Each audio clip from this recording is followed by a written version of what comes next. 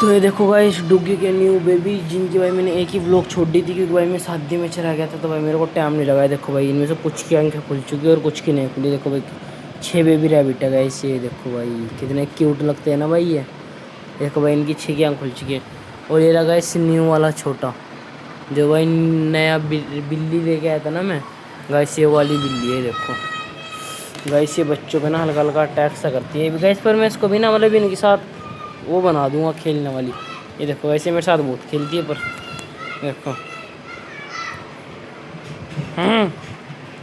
तो guys video को like और चैनल को सब्सक्राइब ध्यान से कर देना। मिलता हूँ आपसे अगली व्लॉग में, तब तक के लिए बाय बाय। ये देखो गाइस क्या डाई मार रहा है।